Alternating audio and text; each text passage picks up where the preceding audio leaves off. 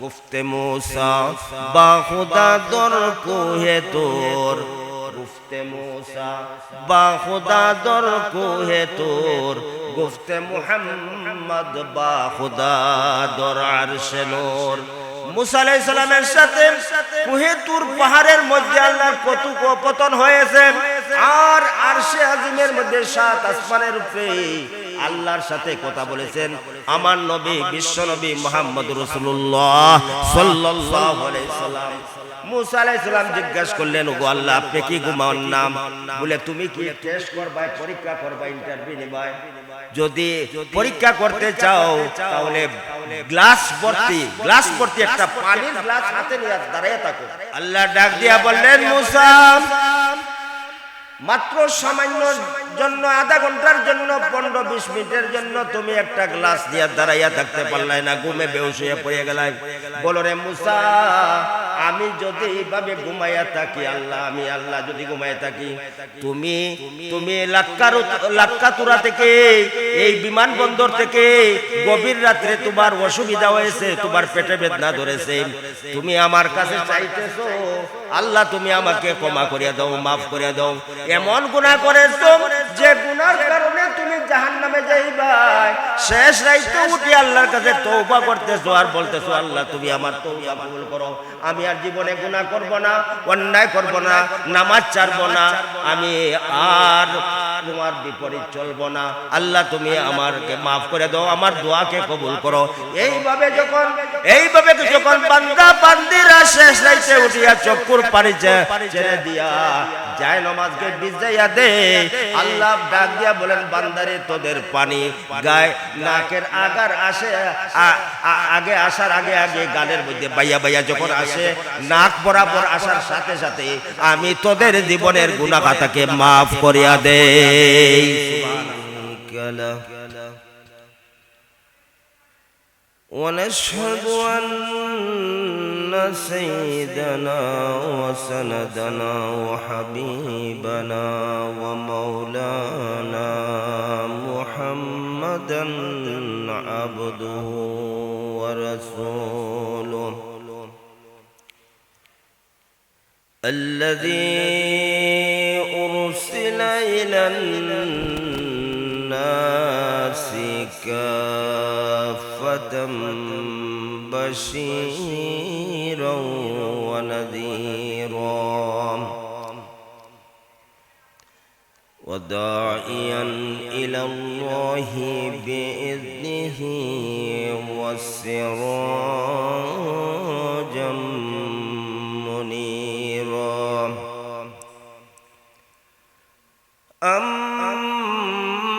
أما بعد فقد قال الله تعالى في كلامه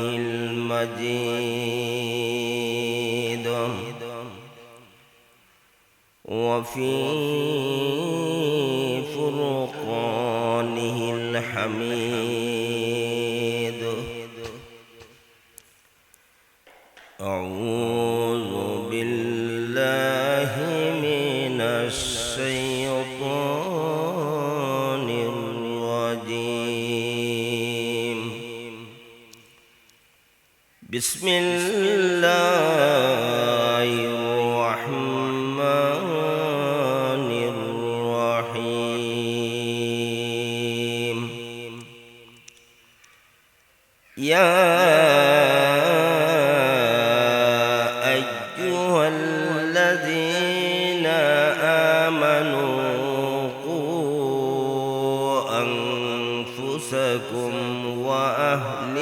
وأهليكم نارا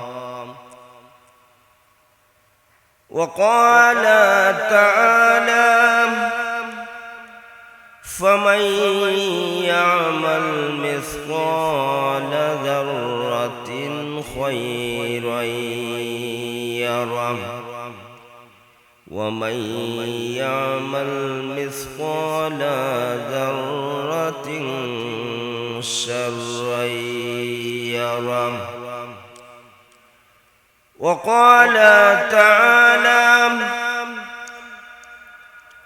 الذي خلق الموت والحياة ليبلوكم أيكم أحسن عملا. وقال النبي صلى الله عليه وسلم كلكم راع وكلكم مسؤول عن رعيته.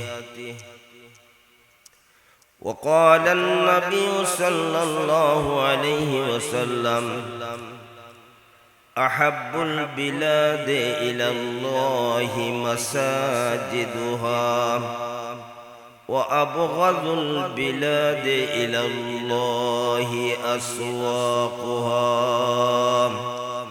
أو كما قال عليه الصلاة والسلام. وقال تعالى في شان حبيبي إن الله وملائكته يصلون على النبي يا أيها الذين آمنوا صلوا عليه وسلموا تسليما. আমরা দুরুদে ইব্রাহিম পড়ি। আল্লাহুম্মা সাল্লি আলা মুহাম্মাদিন ওয়া আলা আলি মুহাম্মাদ كما صليت على إبراهيم وعلى آل إبراهيم إنك حميد مجيد. اللهم بارك على محمد وعلى آل محمد كما باركت على إبراهيم وعلى آل إبراهيم إنك حميد مجيد. بلغ العلا بكماله كشف الدجى بجماله حسنت جميع خصاله صلوا عليه وآله. بلغ العلا بكماله كشف الدجى بجماله حسنت جميع خصاله صلوا عليه وآله. عشق محبوب خدا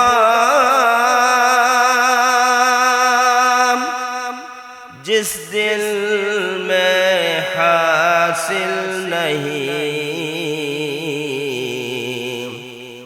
लाखों मोमिन हो मगर ईमान में कामिल नहीं. बलगल उला बिकमालिहिम कशफत दुजा बिजमालिहिम حسنت جميع خصالهم صلوا عليه وآله.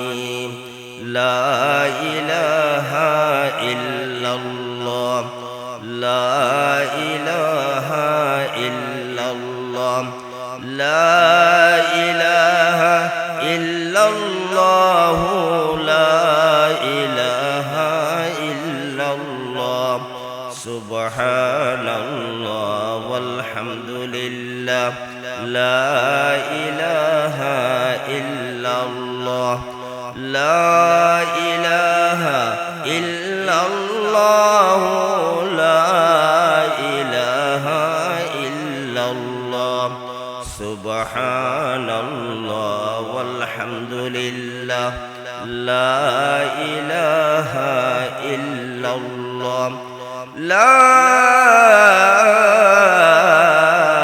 إله إلا الله মুহাম্মাদুর রাসূলুল্লাহ।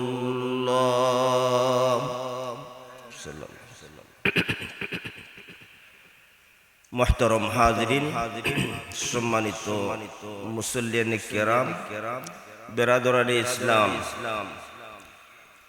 মহান রব্বুল আলামিনের দরবারে শুকরিয়া জ্ঞাপন করছি যে আল্লাহ তাবারকা ওয়া তাআলা আমাদেরকে আজকের এই পবিত্র জুম্মার নামাজ আদায়ের জন্য কবুল এবং মঞ্জুর করেছেন, বলি আলহামদুলিল্লাহ। কুরআনুল কারীম থেকে একখানা আয়াতে কারিমা, হাদিসে নববী থেকে আয়াতে কারিমা, দুইটি আয়াতের অথবা তিনটি আয়াত অংশ আপনাদের সামনে তেলাওয়াত করেছি এবং হাদিসে নববী থেকে একটি হাদিসও আপনার সামনে পাঠ করেছি। মহান রব্বুল আলামিনের তৌফিক দিলে এই আয়াতি কারিমা গুলো এবং হাদিসে নববীকে সামনে রেখে আলোচনা করব। গত জুম্মায় যে জায়গার মধ্যে রেখেছিলাম ওখান থেকে শুরু হবে ইনশাআল্লাহ ধারাবাহিক। আমরা একটি ঘটনা শুনেছি গত জুম্মায়। আমিরুল মুমিনিন খলিফাতুল মুসলিমিন হযরত উমর রাদিয়াল্লাহু তাআলা আনহু থেকে তিনি গভীর রাত্রে যেন তার দেশের জনগণের অবস্থা পর্যবেক্ষণ করার জন্য রাতের আধারে ঘোরাফেরা করেছিলেন। আর একটি বাড়িতে যাইয়া, একটি এলাকায় যাইয়া শেষ রজনীতে রাত্রের শেষ ভাগে তাহাজ্জুদ নামাজের পরে আমিরুল মুমিনিন তার দায়িত্ব পালন করতে যাইয়া একটি বাড়ির অবস্থা দেখার জন্য মা এবং মেয়ের অবস্থা পর্যবেক্ষণ করলেন, তাদের কথাবার্তা শুনলেন। দুধে পানি মিশানো, আসলে দুধে পানি মিশানো হারাম নয়, জায়েজ আছে, কিন্তু বিক্রি করার সময় হারাম হইয়া যায়। বলেন ঠিক কিনা? দুধে পানি মিশানো, আপনার পরিবারের লোকজন আছে 10 জন, 1 কেজি দুধ, এখন সবাইকে দিতে হলে, সবাইকে সন্তুষ্ট করতে হলে অবশ্যই দুধে পানি মিশানো যাবে। এতে কোনো অপরাধ নাই, কোনো গুনাহ নয়। এটা আপনার পরিবারের ব্যাপার, পরিবারকে সন্তুষ্ট করার জন্য করা হইতেছে। কিন্তু বেজা অপরাধ, যেটা অপরাধটা হলো আমি ব্যবসায়ী, আমি ব্যবসা করি, ব্যবসার মধ্যে যদি কোনো পণ্যর মধ্যে যদি আমি মিশ্রিত করি, উল্টা কোনো কিছু মিশ্রিত করি, খাদ্যদ্রব্যের মধ্যে যদি আমি ভেজাল মিশ্রিত করি, এটা হলো অপরাধ। খাদ্যদ্রব্যের মধ্যে মিশ্রিত করিয়া বিক্রি করা, এটা হলো অপরাধ। খলিফাতুল মুসলিমিন হযরত উমর রাদিয়াল্লাহু তাআলা আনহু যে নোটিশ, যে ফরমান জারি করেছিলেন তার দেশের মধ্যে, সেটা হচ্ছে গিয়া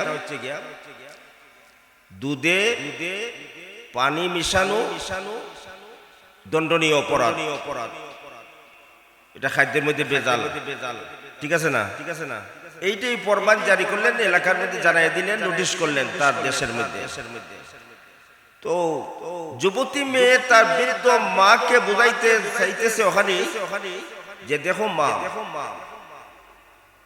আমরা দুধ বিক্রি করি, কিন্তু পানি মিশাইতে দুধ বিক্রি করি,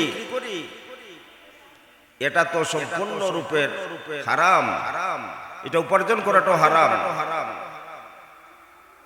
আমরা যদি পানি মিশাইও উমর দেখবে না, তার যত ফরমান আছে, তার যত নোটিশ আছে, এটা বলবৎ আছে, কিন্তু আমরা যদি এই কারবারটা করি, আমাদের ঘরের ব্যাপার, এটা উমর দেখবে না। কিন্তু উমর যে আইন পাশ করেছে, উমর কার আইন পাশ করেছে? আল্লাহর আইন। উমর আইনটা জারি করেছে আল্লাহকে ভয় করে। আল্লাহ এগুলো পছন্দ করেন না। যেগুলো আল্লাহ পছন্দ করে না, আল্লাহর রাসূল যেগুলো পছন্দ করে না, শরীয়ত যেগুলো সমর্থন করে না, সেটা তো অপরাধ। সেটা হইল কি অপরাধ। সুতরাং আমিরুল মুমিনিন খলিফাতুল মুসলিমিন হযরত উমর রাদিয়াল্লাহু তাআলা আনহু আল্লাহকে ভয় করে এই কাজটা করেছেন। মেয়ে যখন তার মাকে বুঝাইতেছে যে দেখো এটা তো অপরাধ মা, তো তাকে বুঝাইয়া যখন পারলো না, তখন খলিফা হযরত উমর রাদিয়াল্লাহু তাআলা আনহু তাদের দরজার সামনে তাকিয়ে সবগুলো কথা শ্রবণ করেছেন, শুনেছেন। বাদে দিন তাদেরকে নোটিশ দিয়া পুলিশ দিয়ে গ্রেফতার করিয়া কোর্টে হাজির করলেন। ওই সময় মাকে যখন প্রশ্ন করলেন তুমি এই কাজ করলে কেন, দুধে পানি মিশানোর কথা নির্দেশ করলে কেন, এখন তো তোমাকে শাস্তি পাইতে হয়, এটা তো আইনের বিপরীত কাজ করেছে, এটা তো দণ্ডনীয় অপরাধ, সুতরাং তোমাকে শাস্তি পাইতে হয়। এখন হাউমাউ করে যখন কান্দা শুরু করছে তখন বলল যে তুমি একটা জিনিস আমি প্রস্তাব রাখবো, তুমি এটা রাজি হয়ে যাও। আমার ছেলে আব্দুল্লাহর জন্য একটা পাত্রী সারা দেশ আমি তালাশ করিয়া পাইলাম না, তোমার ঘরের মধ্যে আমার ছেলের জন্য উপযুক্ত পাত্রী। বলি সুবহানাল্লাহ। মা বলতেছে মনে হয় এটা মস্করা করতেছে খলিফা, আমি একজন দুধ বিক্রেতা, আমি গরিব মানুষ, দিন মজুর, খলিফা আমার কাছে এই প্রস্তাব রাখে কিভাবে? সে তো কোটিপতি বড় লোক দেখেও আনতে পারত। আমি আপনাদেরকে জিজ্ঞাসা করি খলিফা কোন জিনিসের লাগিয়ে এটা পছন্দ করেছেন, আগ্রহ হয়েছেন, বলেন তো কোন জিনিস নিয়ে, কোন জিনিসের জন্য? হ্যাঁ, কি দেখিয়া? সৌন্দর্য দেখিয়া? মেয়ের সৌন্দর্য রূপ দেখিয়া? মেয়ের রূপ দেখিয়া না, সৌন্দর্য দেখিয়া নয়, মেয়ের ভিতরে আছে, লুকায়িত আছে তাকওয়া, আল্লাহর ভয় ভীতি আছে, খুদা ভীতি আছে। এই তাকওয়া যে মুমিনের মধ্যে থাকবে, নারী হোক পুরুষ হোক, সে কোনোদিনও অপরাধে জড়িত হবে না, দুর্নীতি করতে পারবে না, মানুষকে ঠকাইতে পারবে না। কেন? তাকওয়া এমন একটা জিনিস, এটা দেখা যায় না। আমিরুল মুমিনিন হযরত উমর রাদিয়াল্লাহু তাআলা আনহু উবাই ইবনে কাব রাদিয়াল্লাহু তাআলা আনহুকে জিজ্ঞাসা করেছিলেন, ভাই আমাকে তাকওয়ার একটা ব্যাখ্যা দিবেন। তিনি বলেছেন যে এই একটা জঙ্গলের মধ্যে চতুর্দিকে কাঁটালতা যুক্ত, চতুর্দিকে কাঁটালতা আছে, আর ওইখানে সরু একটা রাস্তা আছে ওই জঙ্গলের দিকে, জঙ্গলের মধ্যে একটা রাস্তা আছে, লোকজন যাতায়াত করবে ওই রাস্তা দিয়া, আর ডানে বামে যত লতা পাতা আছে, কাটা আছে, এইগুলা তার চামড়াও লাগবে না, তার গায়েও লাগবে না, তার শরীরে লাগবে না, বিদ্ধ হবে না, এবং কাপড় চোপড় নিয়া সালামতে সহি সালামতে সে গন্তব্যস্থান পাড়ি দিবে, কোনো কিছুই যেন স্পর্শ করতে না পারে সেদিকেই লক্ষ্য করিয়ে সে অতিক্রম করবে রাস্তা। এটা নাম তাকওয়া। এই গোটা পৃথিবী, এটা দিয়ে উদাহরণ দিয়েছেন এইভাবে, গোটা পৃথিবীটা অন্ধকারাচ্ছন্ন হয়েছে গুনায়, জর্জরিত হয়েছে গুনায়, নাফরমানি, বেফরদামিনী, জিনা, ব্যভিচার, উলঙ্গপনা, বেহায়াপনা, নাচ গান বাজনা, অভাব নাই। এই অন্ধকার জগতের মধ্যে আপনি একজন ইমানদার, আপনি একজন মুমিন, আপনি একজন মুসলমান, নামাজ পড়েন, চতুর্দিকে গুনাহ হইতেছে, আপনি যাতায়াত করবেন কিভাবে? এইভাবে যেরকম উবাই ইবনে কাব রাদিয়াল্লাহু তাআলা আনহু একটা মিসাল দিয়েছিলেন, একটা উদাহরণ দিয়ে দেখাইয়েছেন যে একটা জঙ্গলের যে উদাহরণটা দিয়েছেন কাঁটালতা যুক্ত এরিয়া, এখানের মধ্যে আমি যে অতিক্রম করব, রাস্তা পাড়ি দিব, যেন কোনো কাঁটালতা আমাকে স্পর্শ না করে। ঠিক তেমনি ভাবে একজন মুমিন মুসলমান এই দুনিয়ার মধ্যে চলাফেরা করবে, একজন আমলওয়ালা মানুষ, একজন নারী, একজন পুরুষ, আমলওয়ালা, ইমানদারওয়ালা, গুনাহ আছে চতুর্দিকে, গান বাজনা আছে চতুর্দিকে, তাকে সামলাইয়া নিবে আল্লাহর ভয় অন্তরের মধ্যে রাখিয়া সে ওই জগতেও এইভাবে চলাফেরা করবে যাতে কোনো গুনাহ যেন তাকে স্পর্শ না করে। এটার নাম হইল তাকওয়া। বলেন ঠিক কিনা? এটার নাম হইল তাকওয়া। আমিরুল মুমিনিন উমর রাদিয়াল্লাহু তাআলা আনহু তিনটা কর্তব্যের কথা বলেছেন। ওই মেয়েকে তার বৃদ্ধা মার কাছ থেকে রাজি করে পুত্রবধূ বানাইয়া তার ঘরের মধ্যে নিলেন। গত জুম্মায় আলোচনা করেছি, এই মেয়ের গর্ভ থেকে, এই মেয়ের বংশ থেকে উমরে সানি, হ্যাঁ, আল্লাহর ওলিগণ জন্ম নিয়েছেন। জুড়ে বলি সুবহানাল্লাহ। আল্লাহর ওলিগণ জন্ম নিয়েছেন এই মেয়ের গর্ভ। বলেন তো এইরকম যদি আমাদের মা, আমাদের বোন এইরকম যদি আমরা গড়িয়া তুলতে পারি, আমাদের মা বোনদের ঘর থেকেও হাফিজে কুরআন, আলিম, এরপরে আল্লাহর ওলি আসতে কোনো সমস্যা হবে? তাদের গর্বে কোনো আসতে কোনো সমস্যা হবে? আল্লাহ কি বিচার করেন না? আল্লাহ চান আমার বান্দা বান্দি ভালো হতো। যেমন আশরাফ আলী থানভী রাহমাতুল্লাহ আলাইহি, হাকিমুল উম্মত, মুজাদ্দিদে মিল্লাত হযরত মাওলানা আশরাফ আলী থানভী রাহমাতুল্লাহ আলাইহি কিতাবের মধ্যে একটা ঘটনা এইভাবে এনেছেন যে একটা যুবক বিবাহ করেছে, তার দাম্পত্য জীবন শুরু, তার ঘরের মধ্যে নববধূ এনেছে, দাম্পত্য জীবন শুরু মাত্র। তখন তারা ফিল করলো একে অন্য তারা আলোচনা করতেছে, কথাবার্তা হইতেছে তাদের দুজনের মধ্যে যে আমরা এখন থেকে আমরা দুজনকে আল্লাহ তাআলা মিলিয়ে দিয়েছে, তুমি আমার স্ত্রী, আমি তোমার স্বামী, এখন আমরা ভালোইয়া চলবো, আর ভালো একটা সন্তান যেন আমরা কামনা করি। গত জুম্মায় বলেছিলাম আম্বিয়া কেরামগণ আল্লাহর কাছে দোয়া করতেন, রব্বি হাবলি মিনাস সালিহিন।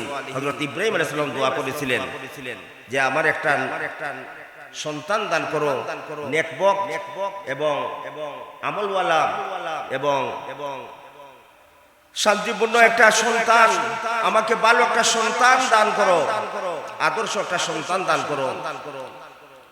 বৃদ্ধ বয়সে যদিও ইব্রাহিম আলাইহিস সালাম দোয়া করেছিলেন আল্লাহর কাছে, এটা অন্য ব্যাপার, মুফাসসিরিনে কেরামগণ এটা ব্যাখ্যা দিয়েছেন। তো আম্বিয়া কেরামগণ দোয়া করেছেন সন্তানের জন্য, আল্লাহর ওলিগণ দোয়া করেছেন সন্তানের জন্য। এইভাবে আল্লাহ তাআলা ফাবাশারনা, ইব্রাহিম আলাইহিস সালাম যেরকম সুসংবাদ দিয়েছিলেন সন্তানের, ফাবাশারনাহু বিগুলামিন হালিম, হ্যাঁ তোমাকে আমি তোমার সওয়াল করেছো, আমার কাছে চেয়েছো, আমি তোমাকে একটা ভালো আদর্শবান সন্তান দেওয়ার আমি সুসংবাদ দিলাম। দিলেন কি দিলেন? সন্তান নয়, নবী দান করলেন। জোরে বলি সুবহানাল্লাহ। হযরত ইসমাঈল আলাইহিস সালাম দান করলেন। তো দোয়ার মাধ্যমে আনলেন না? বলেন তো দোয়ার মাধ্যমে আনলেন না? আমরাও দোয়া করে আনবো। তো যুবক যুবতী বিবাহের মধ্যে আবদ্ধ হইয়া দাম্পত্য জীবন শুরু মাত্র দুজনে আলোচনা করতেছেন, সন্তান কামনা করতেছেন। আল্লাহর ফয়সালা মতো আল্লাহর ফয়সালা হয়েছে, ওই মেয়ের গর্ভের মধ্যে একটা পুত্র সন্তান আসলো, একটা পুত্র সন্তান জন্ম নিল। জুলে বলি সুবহানাল্লাহ। সন্তান বড় হলো, বাবা সন্তানকে নিয়ে হাতে ধরিয়া বেড়াইতে গেল। ছোট্ট বাচ্চা 6-7 বছর। বেড়াইতে যাইতে যাইয়া রাস্তার মধ্যে পাইল একটা বড়ই গাছ। এটা ঘটনা আনছেন হাকিমুল উম্মত হযরত মাওলানা আশরাফ আলী থানভী রাহমাতুল্লাহ তার একটা কিতাবের মধ্যে। একটা বড়ই গাছ যখন পাইল, ডিল মেরে একটা বড়ই পারিয়া বড়ইটা খাইয়া ফেলে। বাবাই দেখলো এই অবস্থা, চিত্র দেখলো, এটা তো অন্যায় কাজ করলো, এটা তো আরত বাড়ির বড়ই গাছ থেকে বড়ইটা পারলো। আমার সন্তান তো এরকম করার মতো নয়। বাপ খুব রাগান্বিত হইল, দুঃখ প্রকাশ করলো যে এটা কেমনে হলো, এই কাজটা তো ভালো না, কাজটা উল্টা লাগে। আমার সন্তান তো এরকম করার কথা নয়। ঠিক আছে, বাড়িতে আসলো, স্ত্রীকে জিজ্ঞাসা করলো যে তোমার সন্তান এরকম করলো, বলো তোমার জীবনে এরকম কোন ঘটনা হইছে, বা এটা আইলো কই থেকে? এই বাচ্চা তো এটা চুরির মধ্যে সামিল হইয়া গেল, অন্যর বাড়ির বড়ই গাছ থেকে বড়ই পেরে খাইলো, চুরির সামিল না?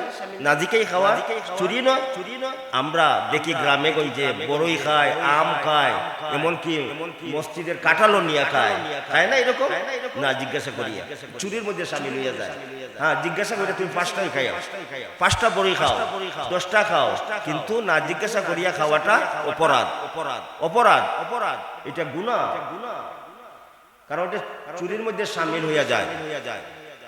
বাপ খুব রাগ হইল, স্ত্রীকে জিজ্ঞাসা করলো কেন করলো এরকম। তখন স্ত্রী আসল কথা বলিয়া বলল যে সন্তান যখন গর্ভ ছিল আমার পেটে ছিল, তখন আমরা লাগাবাড়ির একটা বড়ই গাছ ছিল, বড়ই আমি পেরে খেয়েছি। দেখেন ওই মায়ের অপরাধটা সন্তানের মধ্যে গিয়ে আসর করেছে। রেজাল্ট পেয়েছেন? মার চুরি, মা যেন না জিজ্ঞেস করিয়া বড়ই খেয়েছে, ওইটার অপরাধটা গিয়া সন্তানের মধ্যে আসর করেছে। এই সন্তান এগুলা কাজ করল। মা যে কাজ করবে সন্তান সে কাজ করবে, বাবা যে কাজ করবে সন্তান সে কাজ করবে। এটা ব্লাডের লোক একটা কানেকশন, শরীরের সাথে একটা কানেকশন। এজন্য আমিরুল মুমিনিন হযরত ওমর রাদিয়াল্লাহু তাআলা আনহু বলেন ভালো একটা মায়ের ব্যবস্থা করতে হবে, 1 নম্বর কর্তব্য। 2 নম্বরে সন্তান জন্ম নেওয়ার সাথে সাথে ডান কানে আজান, বাম কানে ইকামত। আপনারা বলতে পারেন যে হুজুর এটা তো অনেক শুনলাম। শুনলে তো খালি হবে না, ওয়াজ শুনলে তো হবে না, আমল করতে হবে বলে। এখন তো সন্তানরা ক্লিনিকের মধ্যে হয়, হাসপাতালে হয়, আজান দিবার তো টাইম পাই না। মাসলা হইল যখন আপনার সন্তান প্রসব হইয়া যাইব, সন্তান খালাসি পাইব, তখন মার কাছে আসে। মার কাছে যখন আসে তখন বাবা আস্তে আস্তে এই আজানের বাক্যগুলো, আজানের শব্দগুলো শুনাইয়া দিবে সন্তানকে। বড়ই গাছের বড়ই পাড়ার যদি অপরাধ, এটা যদি সন্তানের মধ্যে যে আসর করতে পারে, এই আজানের শব্দগুলো সন্তানের কানের মধ্যে পৌঁছিলে এগুলা কি আসর পড়বে না? বলেন আসর পড়বে না? যখন সন্তান বড় হবে, এই আজান যখন শোনানো হবে, ডান কানে আজান দিবে, আজানের বাক্যগুলো শোনাইয়া দিবে, বাম কানে ইকামতের বাক্যগুলো শোনাইয়া দিবে। সন্তান যখন বড় হবে, ওই আজানের আসরটা তার মধ্যে লেগে যাবে। দুনিয়ার আজান যখন হবে মসজিদে, তখন দৌড়াইয়া সে ওই আসর দ্বারা, ওই আদর্শ আসর দ্বারা আজানের কথাগুলো জন্মের পরে শুনেছিল, ওই আজান শোনা মাত্রই সেই মসজিদে যাইতে দাবিত হবে, মসজিদে প্রবেশ করে নামাজ আদায়ের জন্য মসজিদে যাইবে। বলেন ঠিক কিনা? মসজিদে যাইবে, নামাজ আদায়। এজন্য সন্তানদেরকে মা বাবার দায়িত্ব হলো, বড় হইলে পারবেন না, ঘর থেকে বের করিয়া দে সন্তান, মাকে বাবাকে বাড়ি থেকে বের করিয়া দে। অথচ আমার কষ্টের সন্তান মায়ের 10 মাস 10 দিন পেটে ধারণ করিয়া সন্তানকে লালন পালন করিয়া বড় করলো, এরপরে বড় হইয়া বুদ্ধিমান হইয়া ওই সন্তান মা বাবার সাথে বেয়াদবি করে, এটা নতুন নয়, এটা বাংলাদেশের জন্য নতুন নয়, সারা বাংলাদেশের মধ্যে এইটা ঘটতেছে কোনো না কোনো এলাকায়। মা বাবাকে সম্পদের জন্য কাটতেছে, জবাই করতেছে, মা বাবাকে হত্যা করতেছে, জুরে ঠিক লইতেছে, দস্তখত লইতেছে, লইয়া মা বাবাকে জীবনের জন্য জনমের মতনই দুনিয়া থেকে বিদায় কইরা দিতেছে সন্তান। ঠিক কিনা বলেন? এগুলা করতেছে ছোটবেলায়। এগুলারে যদি আমি সুজা করি, 5 ওয়াক্ত নামাজের আমি তম্বি করি, তখন ওই সন্তান বড় হলে এগুলা করবে না। কারণ মা বাবা দোয়ার মধ্যে সন্তান বড় হবে। মা দোয়া করবেন, শেষ রাইতে দোয়া করবেন সন্তানের জন্য, শেষ রাইতে উঠিয়া দোয়া করবেন, জায়নামাজ ভিজাই দিবেন। চোখের পানি আসে না কেন? চোখের পানি আসবে তখন যেদিন আপনি অন্ধকার জগতের মধ্যে যাইয়া পৌঁছিবে। সম্মানিত হাজিরিন, নামাজ সন্তানদেরকে আমরা মসজিদে আসি, সন্তানরা মসজিদে আসে না। মনে হয় এটা কোনো অপরাধ নয়, নামাজ পড়াটা যেমন কোনো অপরাধই লাগে না। 2 শ্রেণীর মানুষ হইয়া যায়। কিয়ামতের দিন আল্লাহ পাক রব্বুল আলামিন জিজ্ঞাসা করবেন, মা সালাকাকুম ফি সাকার। আল্লাহ জিজ্ঞেস করবেন, মা সালাকাকুম ফি সাকার, তোমরা কোন অপরাধে জাহান্নামে আসলা? কোন অপরাধে তোমরা জাহান্নামে আসলা? তারা জবাব দিবে, জাহান্নামীরা জবাব দিবে, ক্বালু লাম নাকু মিনাল মুসাল্লিন। আমরা দুনিয়ায় নামাজ পড়তাম না। পরিষ্কার জবাব। মা সালাকাকুম ফি সাকার, তোমরা জাহান্নামে কোন কারণে আসলা? জাহান্নামীরা জবাব দিবে দুইটা জবাব দিবে জাহান্নামীরা। একটা হলো জ্ঞান, ক্বালু লাম নাকু মিনাল মুসাল্লিন, আমরা নামাজ পড়তাম না। ওয়ালাম নাকু নুতইমুল মিসকিন, আর মিসকিনদেরকে খাওয়াইতাম না। মিসকিনদেরকে খাওয়াইতাম না। হাদিসের মধ্যে এসেছে, আল্লাহ রাসূল সাল্লাল্লাহু আলাইহি সাল্লাম বলেছেন, তোমরা বেশি বেশি করিয়া সালাম প্রচার করো, সমাজের মধ্যে সালাম প্রদান করো, সালাম দাও বেশি বেশি করিয়া। হযরত আব্দুল্লাহ ইবনে উমর রাদিয়াল্লাহু তাআলা আনহু তিনি সালাম দেওয়ার জন্য বাজারও যাইতেন। লোকজন জিজ্ঞাসা করলো যে বাজার তো খারাপ জায়গা, এখানে কেন আপনি আল্লাহর ওলি কেন এখানের মধ্যে? তখন তিনি জবাব দিতেন যে রাস্তাঘাটে তো মানুষ কম পাওয়া যায়, সালাম দেওয়ার মতন মানুষ কম পাওয়া যায়, আর হাদিসের মধ্যে আইছে বেশি বেশি করে সালাম দেওয়ার জন্য নবীজি বলেছেন।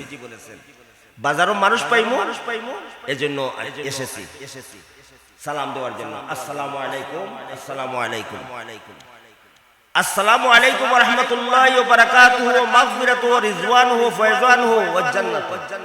কত সালাম দেওয়া যায়, যতটুকু সালাম দিবেন অতটুকু জবাব। ওয়া আলাইকুম আসসালাম ওয়া রাহমাতুল্লাহি ওয়া বারাকাতুহু ওয়া মাগফিরাতুহু ওয়া রিজওয়ানুহু ওয়া ফায়জানুহু, এইভাবে জবাবটাও দেওয়া যায়।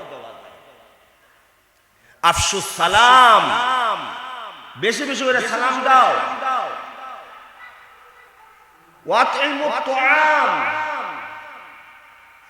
আর দাওয়াত খাওয়াও, গরিবদেরকে খাওয়াও, বেশি বেশি করে দাওয়াত খাওয়াও। ওয়াসাল্লুন নাসু নিয়াম, আর নামাজ কায়েম করো শেষ রাইতো নামাজ পড়ো। কয়টা কথা? এক নম্বর হইল গিয়া আফসুস সালাম, বেশি করে সালাম প্রচার করে একে অন্যের মধ্যে। দুশ্মনী দূর হইয়া যাইবে। বলেন কি দূর হইয়া যাইবে? দুশ্মনী দূর হইয়া যাইবে, আর সমাজের মধ্যে শান্তি ফিরিয়ে আসবে। ওয়াতাইমু তুআম, আর মানুষকে খাওয়াও। কোন মানুষ আছে বখিলি করে, পয়সা পকেটে থাকিও মানে চার বিল দেন, ও দেন আপনি। আর কোন মানুষ আছে তার দিল বড়, তার আত্মা বড়, তার বগজ বড়, তার কলিজাটা বড়, খালি খাওয়ায় মানে দান করে। আল্লাহ তাদেরকে দে। মানুষের খাইবা, তুমি খাওয়াইবা না, এটা কোন বিচার? ওয়াসাল্লুন নাসু ওয়ান নিয়াম, শেষ রাইতো উঠো। আল্লাহ পাক রব্বুল আলামিন বলেন ওয়াজআলনাল লাইলা লিবাসা ওয়াজআলনান নাহারা মাআশা,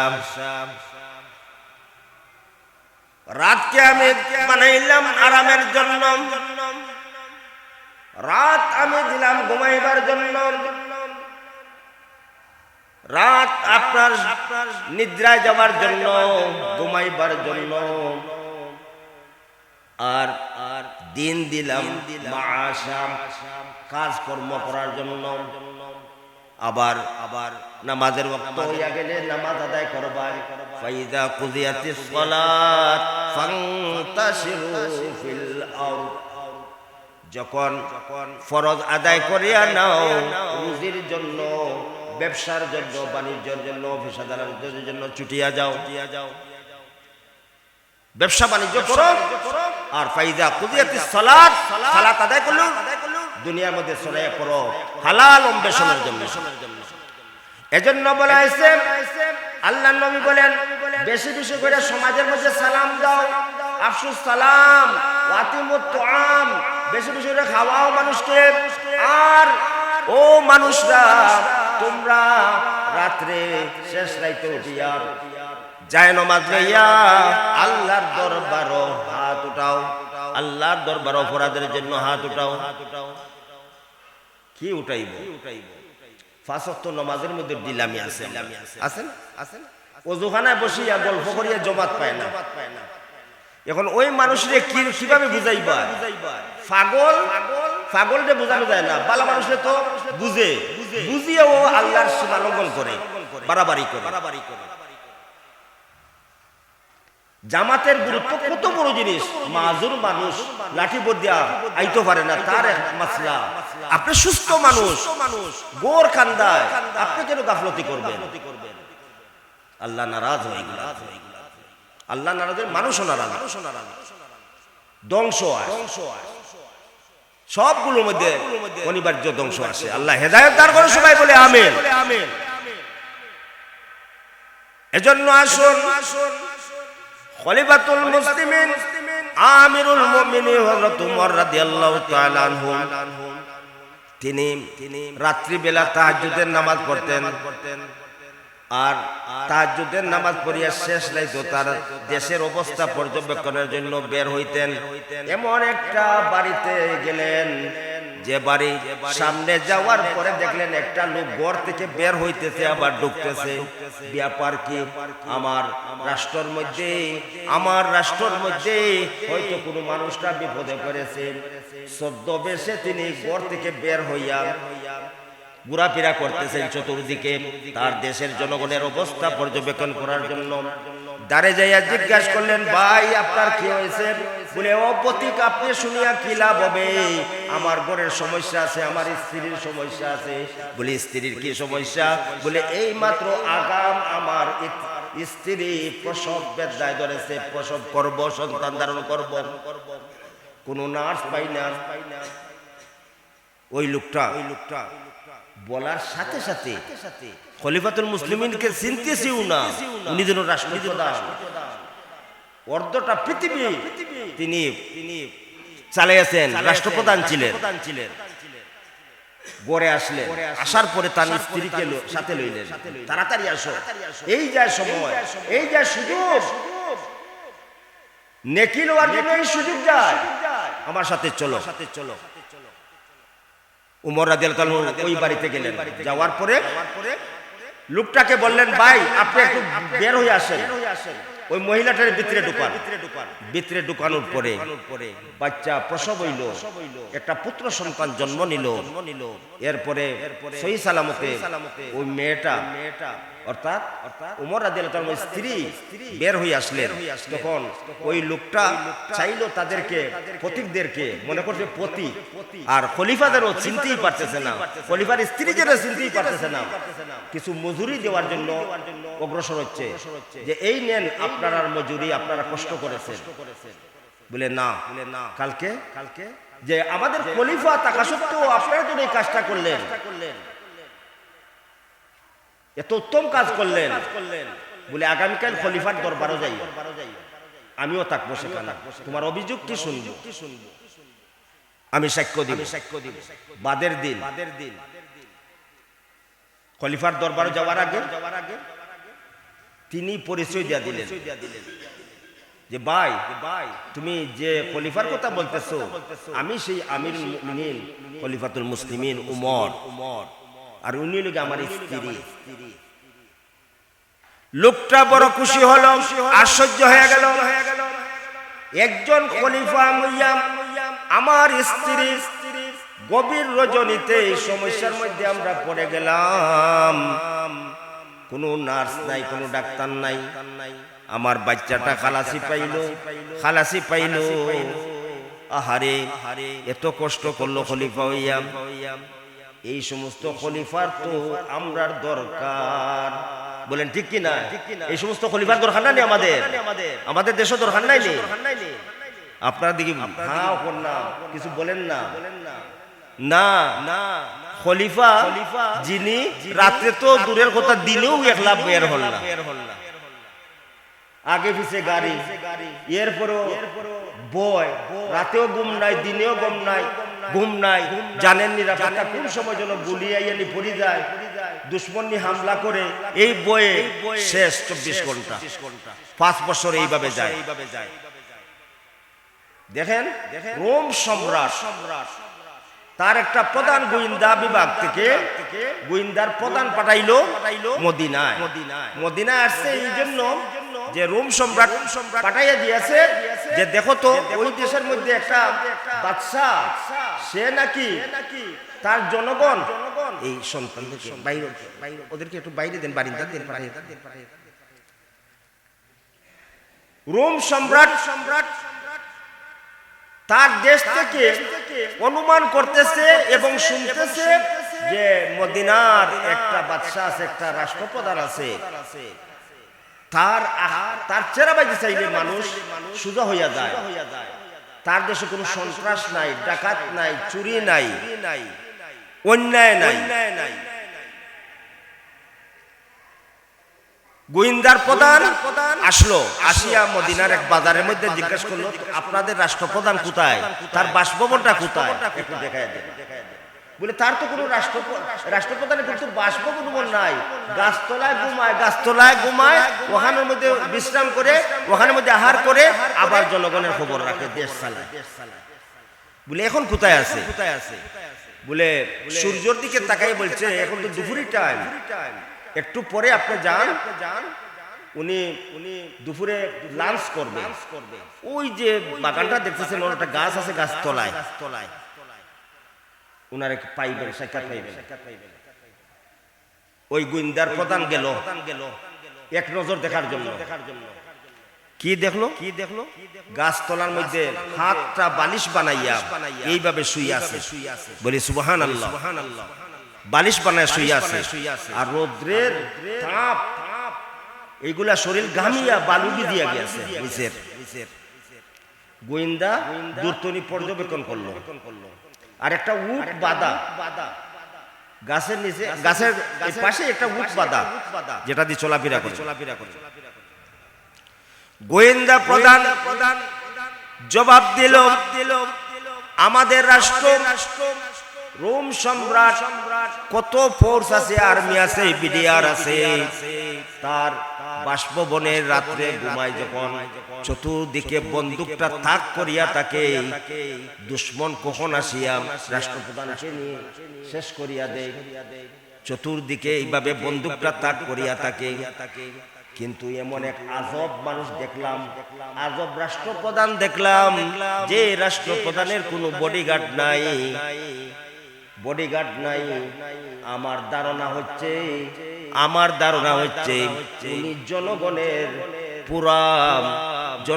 পুরা হক আদায় করেন, জনগণের পুরা চাহিদা পূরণ করেন। এই জন্য আল্লাহ পাক রব্বুল আলামিন গোটা দেশের জনগণকে তার বডিগার্ড বানাইয়া দিয়েছেন। শুধু তাই নয়, আল্লাহ তার হেফাজতের দায়িত্ব নিয়েছেন।